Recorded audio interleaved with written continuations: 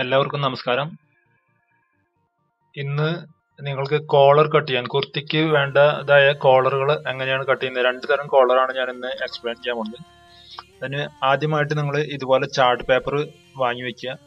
Chart പേപ്പറിൽ നമ്മൾ pattern cut ചെയ്തിട്ട് ആ പാറ്റേൺ വെച്ചിട്ട് നമ്മൾ എല്ലായ്പ്പോഴും ക്യാൻവാസ് കട്ട് ചെയ്യുക. അപ്പോൾ നമുക്കത് നല്ല പെർഫെക്റ്റ് ഫിനിഷിങ് കിട്ടും. അപ്പോൾ ഇത് ശ്രദ്ധിക്കുക. ഇതുപോലെ ഇതിപ്പോൾ നമ്മൾ ഫുൾ ലെങ്ത് ആയിട്ടുള്ള ഒരു പേപ്പറാണ് എടുത്തിട്ടുള്ളത്. അതിന് നേരെ നടുമടക്കിയിട്ടാണ് നമ്മൾ ഇതിൽ പാറ്റേൺ ചെയ്യുന്നത്. എപ്പോഴും അങ്ങനെ തന്നെ പാറ്റേൺ ചെയ്യാൻ ശ്രദ്ധിക്കുക എല്ലാവരും. ഇതിൽ നമുക്ക് കോളറിന്റെ ലെങ്ത് വരുന്നത് 15 ഇഞ്ചും വിഡ്ത്ത് വരുന്നത് 1 ഇഞ്ചുമാണ്. അപ്പോൾ ആദ്യമായിട്ട് നമ്മളിവിടെ 1 ഇഞ്ചിന്റെ ഒരു മാർക്കിങ് ചെയ്യുക. അത് കഴിഞ്ഞിട്ട് 1/4 ഇഞ്ചിന്റെ ഒരു മാർക്കിങ് കൂടി ചെയ്യുക. 1.25 ഇഞ്ചാണ് ഒരു ടോട്ടൽ നമ്മൾ മാർക്കിങ് വിഡ്ത്ത് വെക്കുന്നത്. 1 ഇഞ്ചും 1/4 ഇഞ്ചും അത് അങ്ങനെ തന്നെ വെക്കാൻ ശ്രദ്ധിക്കുക. ഇതുപോലെ രണ്ട് സൈഡിലും ആ മാർക്കിങ് ചെയ്യുക.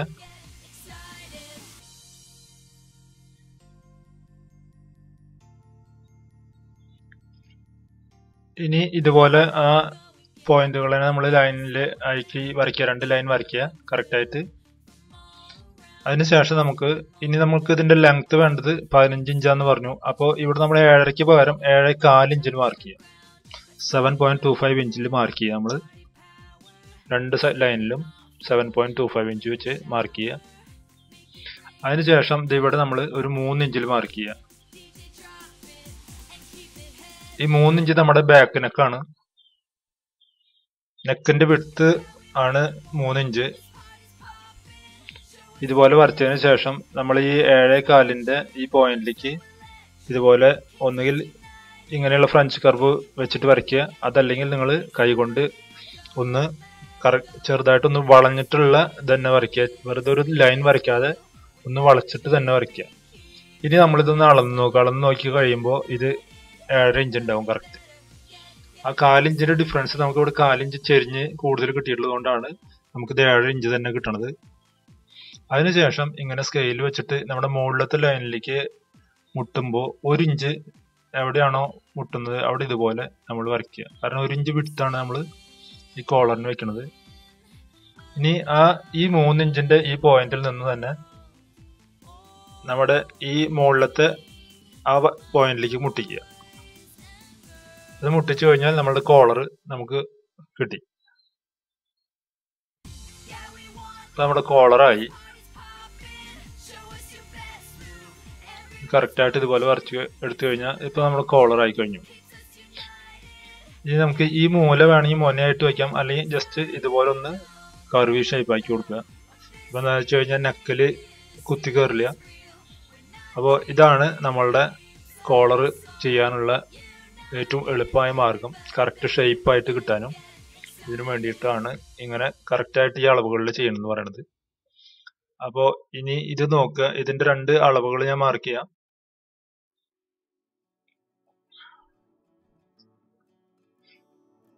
ഇത് 1 ഇഞ്ചും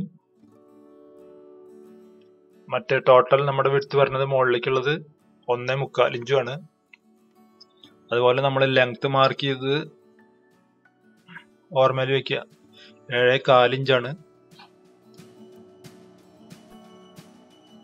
ഇതിപ്പോ നിങ്ങൾ ഈ മാർക്കിങ് ഒക്കെ ജസ്റ്റ് ഒന്ന് നോക്കുക ഞാൻ എന്താണ് ചെയ്യണത് എന്നുള്ളത്. അപ്പോൾ ഇനി ഇത് നമ്മളെ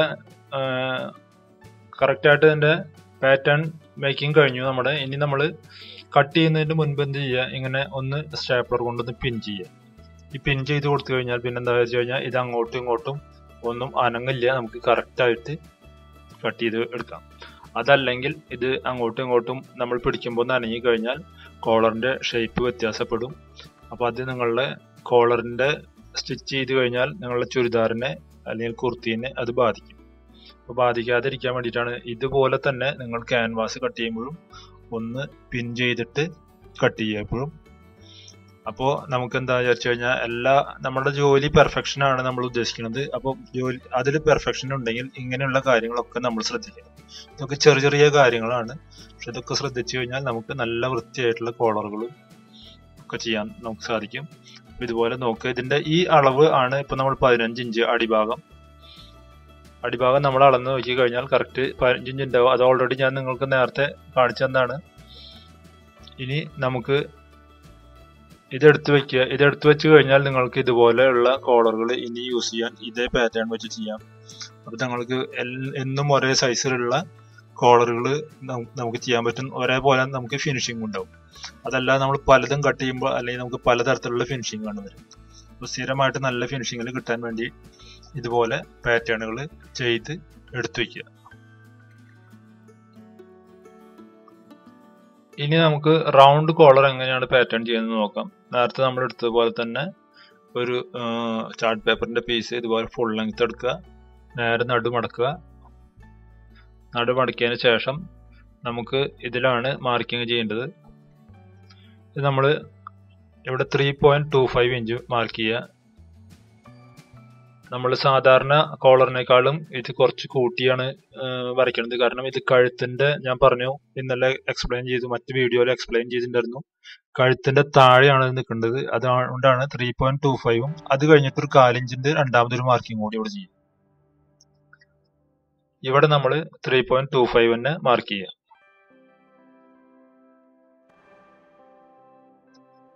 ഇനി നമുക്ക് ഇതിന്റെ ലെങ്ത് ചെയ്യേണ്ടത് 3.25 പ്ലസ് 3.25, അതായത് 6.5ല് നമ്മൾ മാർക്ക് ചെയ്ത് ഇവിടെ ഒരു 3.25ന്റെ മാർക്ക് ചെയ്യുക. അതെന്തിനാന്ന് ഞാൻ പറഞ്ഞുതരാം.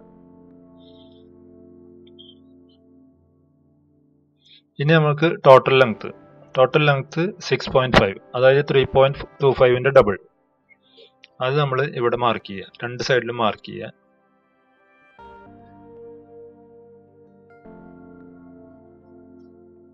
ഇനി ഇങ്ങനെ അതിനെ നമ്മൾ ഒരു സ്ക്വയർ ആയിട്ട് വരയ്ക്കുക.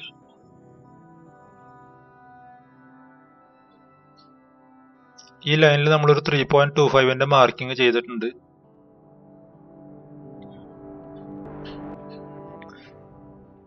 ഈ മാർക്കിംഗ് നോക്കുക. ഈ മാർക്കിംഗ് നമുക്ക് അത്യാവശ്യമുള്ളൊരു മാർക്കിംഗ് ആണ്. അത് ഉണ്ട്. ആ മാർക്കിങ്ങിൽ നിന്ന് നമ്മൾ ആദ്യം ഒരു 1/4 ഇഞ്ചിന്റെ മാർക്കിംഗ് ഇവിടെ സെപ്പറേറ്റ് വരച്ചിട്ടുണ്ടായിരുന്നു. ആ മാർക്കിങ്ങിലേക്ക് ഇതിങ്ങനെ വരയ്ക്കുക. ഇത് നമ്മുടെ ബാക്ക് നെക്കാണ്. അതിനുശേഷം ഇത് ഇങ്ങനെ ഒരു ഷേപ്പ് വരയ്ക്കുക. അതിന് മുമ്പായിട്ട് ഇത് ഇവിടെ നമ്മൾ 1.25 ഇഞ്ചിന്റെ ഒരു മാർക്കിംഗ് ചെയ്യുക. അത് നിങ്ങൾക്ക് കറക്റ്റ് ആയിട്ട് കിട്ടാൻ വേണ്ടിയിട്ടാണ്. ഇനി നമ്മൾ ആ ലൈനിൽ കൂടെ കറക്റ്റ് ആയിട്ട് അത് വരച്ചെടുക്കാനുള്ള റൗണ്ട് ഷേപ്പായിട്ട് വരയ്ക്കുക. വരച്ച് കണ്ടു ഇതുപോലെ ഈ ലൈനിലേക്ക് മുട്ടി. അതിനാണ് ഞാൻ റെഡ് ഇതുകൊണ്ട് മാർക്ക് ചെയ്യേണ്ടത്. എന്താ വെച്ച് കഴിഞ്ഞാൽ അത് വേറിട്ട് നിൽക്കാൻ വേണ്ടിയിട്ടാണ് അങ്ങനെ മാർക്ക് ചെയ്തിട്ടുള്ളത്. അപ്പൊ നമ്മുടെ ആ 3.25ന്റെ ലൈനിൽ നിന്ന് പുറത്തേക്ക് കയറി മറ്റേ 1/4 ഇഞ്ചിന്റെ മാർക്കിങ്ങിലേക്ക് അത് പോയി മുട്ടണം. ആ രീതിയിൽ നമ്മൾ വരയ്ക്കുക.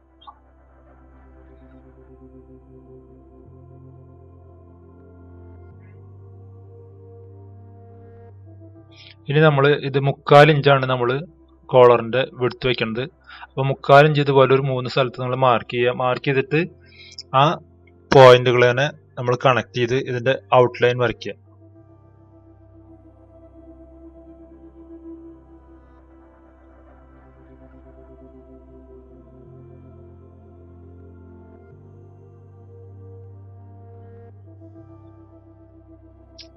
ഇത് നമ്മുടെ കോളറിന്റെ പുറം ഭാഗമാണ്, നമ്മൾ നെക്കിൽ അറ്റാച്ച് ചെയ്യുന്ന ഭാഗം.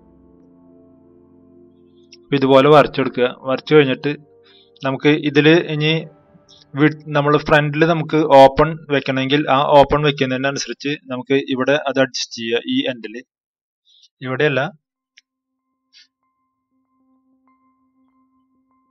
ഇവിടെ ഇപ്പൊ നമുക്ക് ഇതിന്റെ കറക്റ്റ് ആയിട്ടുള്ള ആ അളവ് ഞാൻ മാർക്ക് ചെയ്യാണ് 3.25. അതുപോലെ ഈ പോയിന്റിലേക്കും 3.25 തന്നെയാണ്. ഇതുപോലെ തന്നെ നിങ്ങൾ തീർച്ചയായിട്ടും ചാർട്ട് പേപ്പറിൽ തന്നെ വരയ്ക്കുക.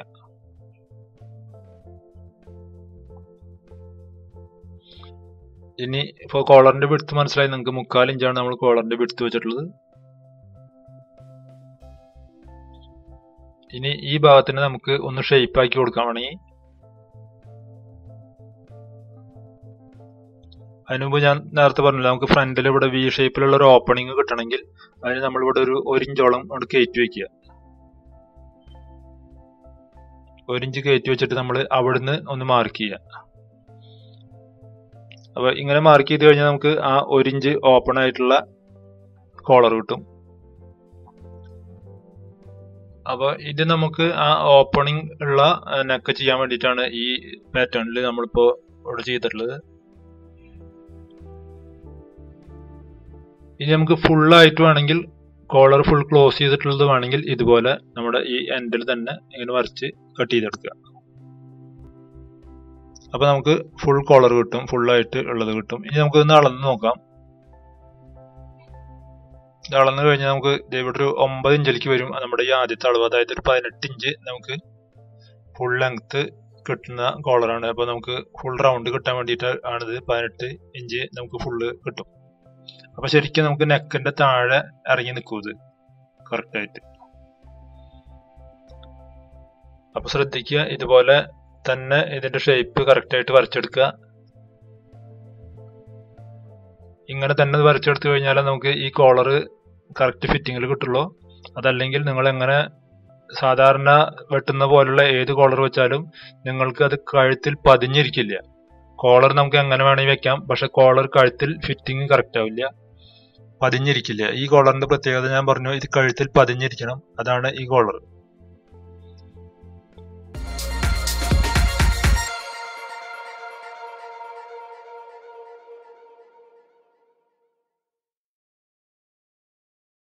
ഇനി ഇതുപോലെ തന്നെ നമ്മൾ പിൻ ചെയ്ത് ഇത് കട്ട് ചെയ്തെടുക്കുക.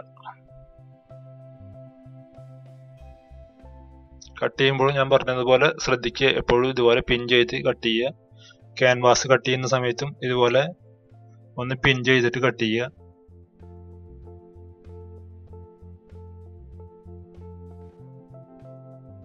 ഇപ്പൊ നമ്മുടെ കോളർ കറക്റ്റ് ആയിട്ട് കട്ട് ചെയ്ത് എടുത്തു കഴിഞ്ഞാൽ നമ്മൾ ഈ പിന്നൊന്ന് പിടിച്ചിട്ട് ഇത് ഞാൻ മടക്കി കാണിക്കാം കറക്റ്റ് ആയിട്ട് ഇതിന്റെ ഷേപ്പ് എങ്ങനെ വരുന്നുള്ളത്.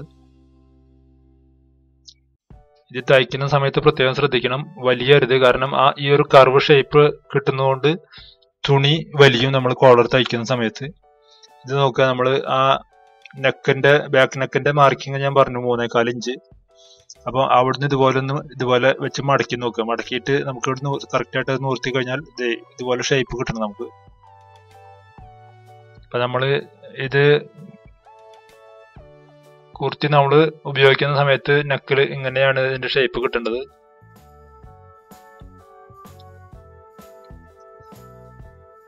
ഇതുപോലെ നമുക്ക് ഇതിന്റെ ഷേപ്പ് കിട്ടണം. ഇതാണ് റൗണ്ട് കോളറിന്റെ ഷേപ്പ് നമുക്ക് കിട്ടുക. ഇത് നമ്മള് തുണിയിൽ ചെയ്യാകുമ്പോൾ കറക്റ്റ് ആയിട്ട് ഫ്ലെക്സിബിൾ ആയി നിൽക്കുന്നുണ്ട്, കറക്റ്റ് ആയിട്ട് നിൽക്കും. ഇത് നമുക്ക് പേപ്പർ ആയതുകൊണ്ട് ചെറിയൊരു വ്യത്യാസം ഉണ്ടാവും, പേപ്പറിന്റെ ഫ്ലെക്സിബിലിറ്റി കുറഞ്ഞതുകൊണ്ട്. അപ്പോൾ ഇതേപോലെ കറക്റ്റ് ആയിട്ട് ഷേപ്പിൽ നിങ്ങൾ കട്ട് ചെയ്തെടുത്ത് ഇത് ചെയ്യുക. എല്ലാവരും ഇതുപോലെ കോളർ ചെയ്യാൻ ശ്രമിക്കുക. തീർച്ചയായും നിങ്ങൾക്ക് ചെയ്യാൻ പറ്റും. വീഡിയോ ഇഷ്ടപ്പെട്ടു കഴിഞ്ഞാൽ ലൈക്ക് ചെയ്ത് ഷെയർ ചെയ്യാൻ മറക്കരുത്. സബ്സ്ക്രൈബ് ചെയ്യാത്തവരുണ്ടെങ്കിൽ തീർച്ചയായും സബ്സ്ക്രൈബ് ചെയ്യുക. Thank you for watching.